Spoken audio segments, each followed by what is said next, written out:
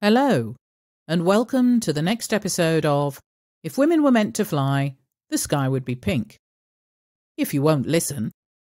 I'm Enid O'Toole. In this episode, training commences at the Lagos Flying Club, and I fall out with some private members who know better than I do when it comes to training pilots, even though they have no instructor qualifications. My secondment comes to an end, and I elect to return to Bristow's, even though I am offered a permanent job with Mobil Oil. And I address the peer pressure, which is resulting in stressful situations off duty.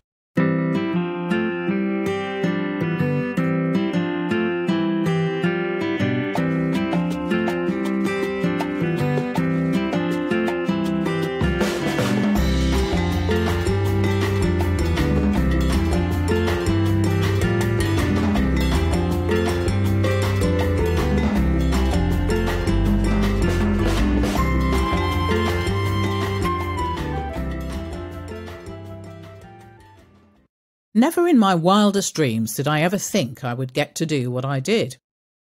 That may sound strange, but in reality, this urge to fly did not take root as far back as I can remember. I liked planes when I was younger and loved going to the airport to see my favourite BOAC VC-10s, even enjoyed the thought of flying on them. But when it came to actually flying on them, I was petrified. Turbulence upset me. The turns upset me, and the takeoffs upset me. All the things that later I would love. There's a lesson in there somewhere. So, years later, as I strived to become the best pilot that I could, there were many times when I thought I was not good enough. I struggled through the courses and endured plenty of inane insults from men who couldn't cope with my existence. So, the fact that I was standing at the door of my office at the Lagos Flying Club as the chief flying instructor, and that I was a fully qualified commercial pilot with some experience under my belt, gave me the warmest glow I could ever imagine. Of course, it could also have been the fact that the generator was not working that morning and I was having a hot flush. Whichever it was, I was waiting for the arrival of my students and looking forward to imparting the knowledge that would hopefully make them the best pilots that they could be. I wasn't under any illusions that any of this would be plain sailing, pardon the pun. But I did hope that they would enjoy the experience, and that one day we would have a continuous crop of young pilots, well-trained and anxious to advance African aviation. I sauntered out to the aircraft parked on the grass to give them all a pre-flight inspection. I wanted to be sure that both our trainers were ready for the day's flying, and of course, free of our local nesting birds' home aircraft vent building project. Oil checked, fuel sampled and tyres kicked, I decided to do a quick inspection of the runway. Being so far out in the bush, you never knew what you would find. Flying in Africa meant you had to be ready for anything, especially incursions onto the runway when you least expected it. More than once, I had experienced what I called the cow incursion, which was when a herd of cows strayed from their grazing fields, usually located next to the runway, and decided the grass was greener over the other side. Now, this would usually happen as you commenced your takeoff run. You could see them in the distance, but given the noise emanating from the aircraft's engines, this usually had the effect of scaring them back the other way. However, on a number of occasions the opposite happened, and they just turned and stared at you, at which point you had to abandon the takeoff before there were beef burgers all over the runway. It certainly made for interesting entries in the tech log for the engineers. The same would happen on the runway at the club, only more often than not, it was a group of goats or a number of snakes. Now, in fairness, I have only ever once found a snake in the aircraft whilst at the club. There was no doubt about it, as I ended up several miles away, still screaming, "Snake!" for the next several hours. Along with my scheduled students, I also had the pleasure of welcoming some private pilots who were eager to get flying again. Club rules dictated that they would have to have a full check ride with me first. And, of course, my first encounter was explosive. Here was a man who was used to ordering people around, strode into my office and demanded the keys to the airplane, announcing in front of everyone that he was qualified to fly anything. Now, anyone that has been following the podcast from the beginning will know roughly how this was going to go. I'm not a monster, but I'm all fight rather than flight, ironically, with the exception of when I meet spiders and snakes. However, you'll be impressed to hear that, contrary to my natural instinct to fight fire with fire, I whispered to him in a measured way that, going forward, I would not be one of the people he spoke to like that. He had two choices.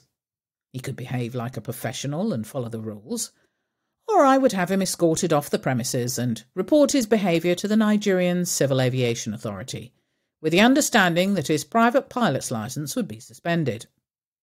I would not now or in the future be challenged on following the rules. The rules were in place for a very good reason, and until he could produce a professional flight instructor's licence and an employment contract with the Lagos Flying Club, he would be following the rules.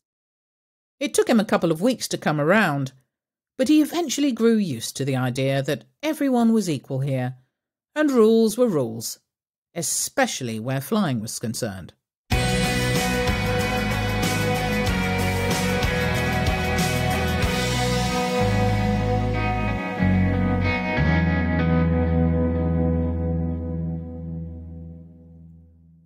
My secondment was coming to an end, and as much as I had enjoyed it, I felt that I needed to get back to Bristow's, where I was very close to promotion to Senior First Officer.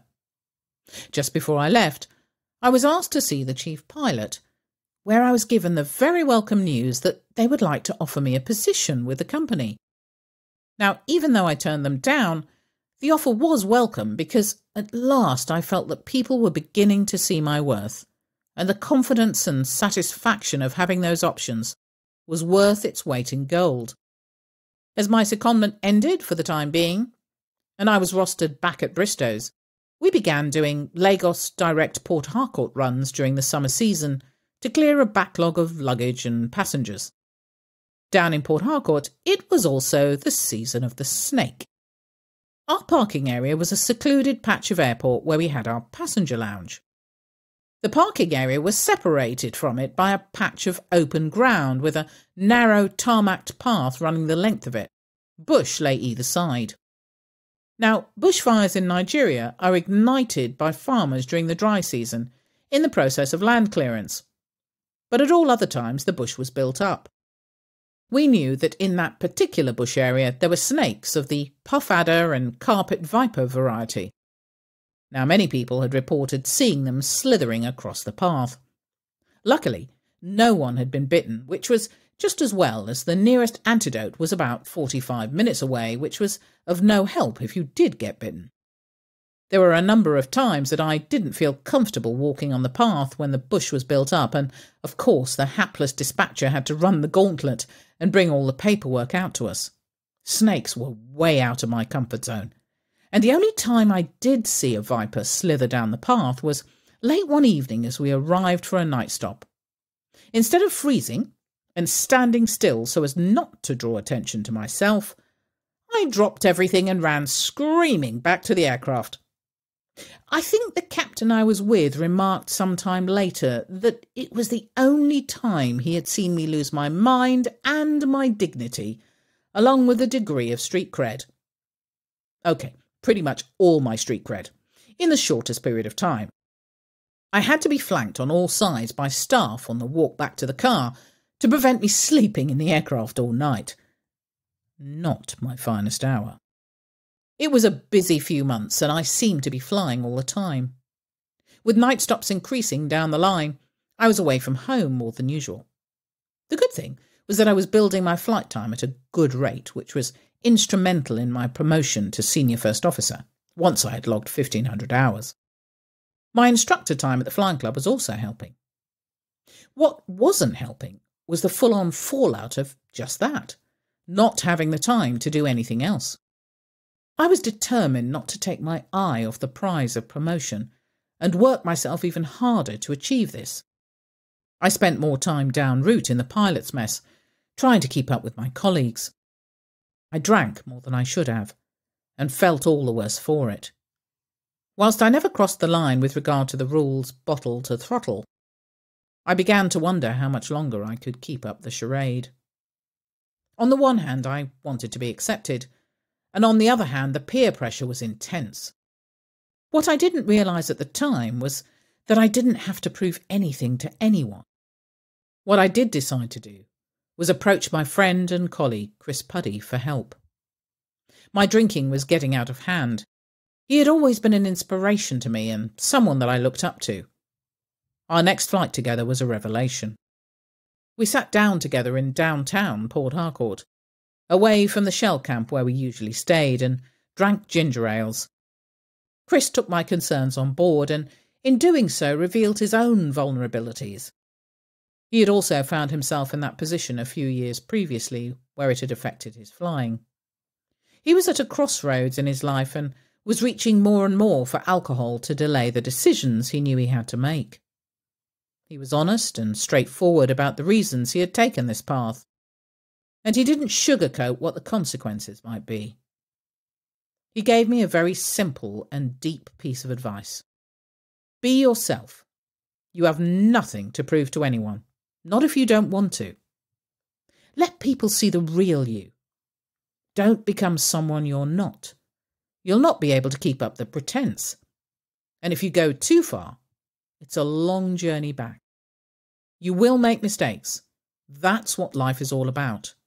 Embrace it and learn from it. In just a few short hours, with someone I greatly admired, he had shone a light on the real me. He knew that living with my childhood trauma was in some ways driving my destructive behaviour, but he was telling me that it didn't have to. I could change it if I wanted. I was responsible for my own behaviour, and as a result, I didn't have to live up to anyone's expectations. The next day, on our flight back to Lagos, I felt that a weight had been lifted off my shoulders. I had something to work towards, and although it may take time, I was strong enough to make it happen. Thank you for listening. As always, your reviews and comments are very much appreciated. Thank you to Lucy Ashby for the editing of this episode. If you'd like to ask a question or make a comment, please do so on our social media sites. We're on Instagram, Facebook and Twitter. Or send us an email at our email, theskyIspinkpilot@gmail.com. You can also visit our website, www.skyispink.co.uk. In the next episode, more encounters and emergencies as I near promotion. I get the opportunity to join a ferry crew bringing our Beech King Air 200 back from the UK. And I am faced with an emergency landing and a terrified student at the Lagos Flying Club. Thank you and goodbye.